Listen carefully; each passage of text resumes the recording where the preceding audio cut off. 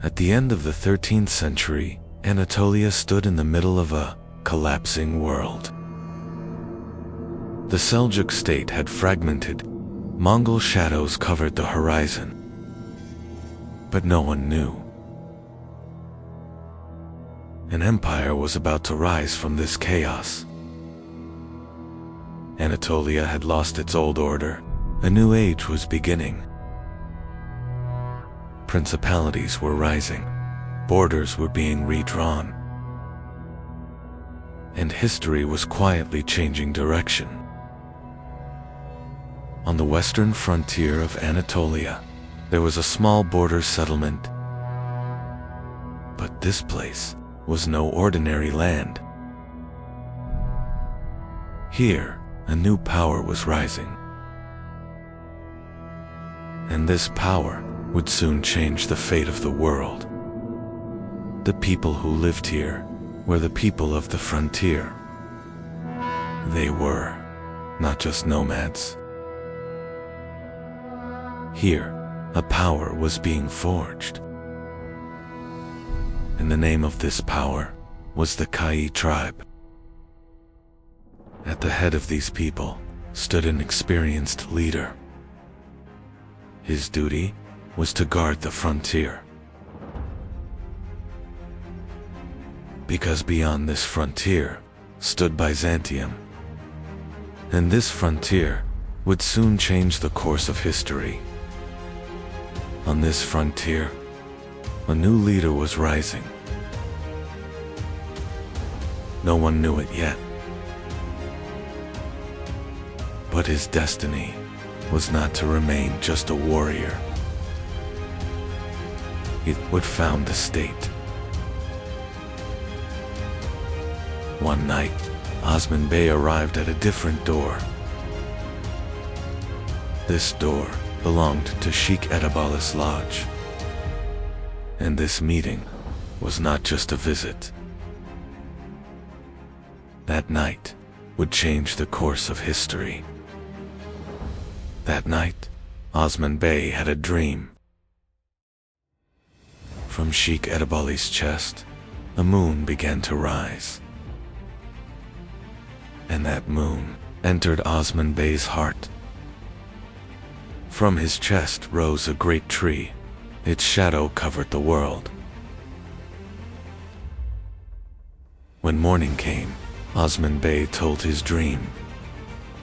Sheikh Edebali knew the meaning of this dream. This dream foretold the birth of a great state, and the founder of that state would be Osman Bey.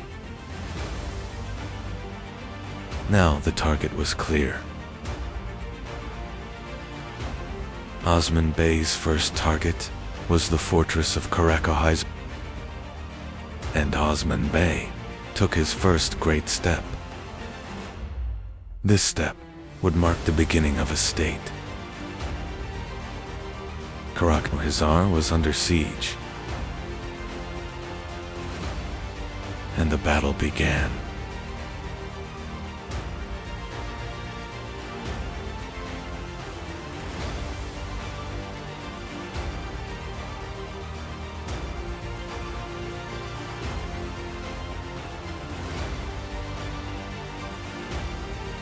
Soon after, Karacahisar was conquered.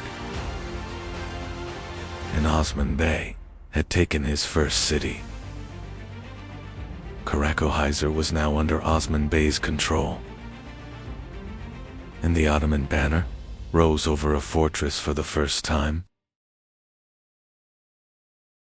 In this fortress, the khutbah was proclaimed in Osman Bey's name. This moment was the declaration of a state's birth.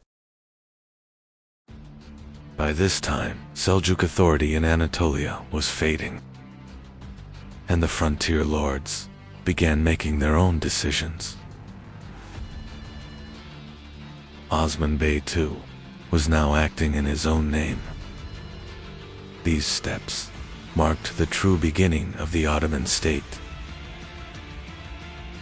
Across western Anatolia, Byzantine frontier lines stretched ahead.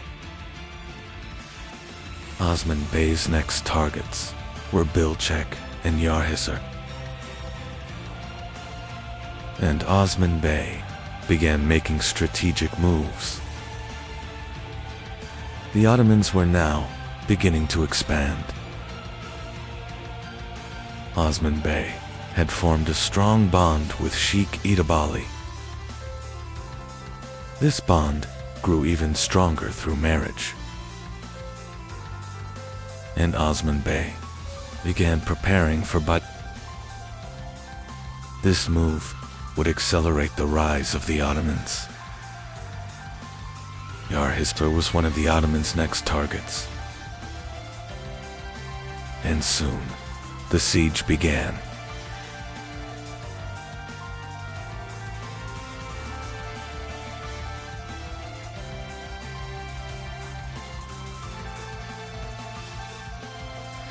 The Ottomans were now the rising power of the region.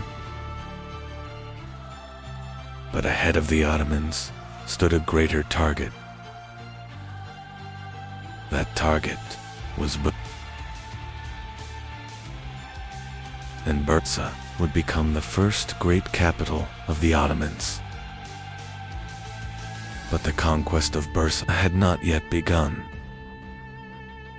Across western Anatolia, Byzantine defenses were weakening. Ottoman pressure was steadily increasing.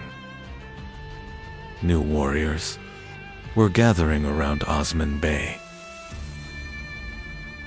The Ottomans were now one of the strongest frontier principalities.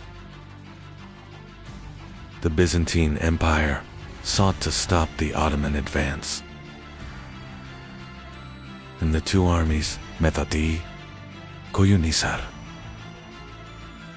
The outcome of this battle would change the balance in Anatolia.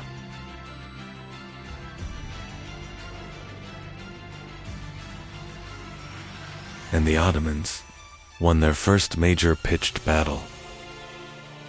After Koyunhisar, the balance in Anatolia had changed. Byzantine defenses began to withdraw. And before the Ottomans, a great objective was rising. That objective was Bursa. The rise of the Ottomans was only just beginning. The next destination was Bursa. And the Ottoman army continued its march westward. To be continued.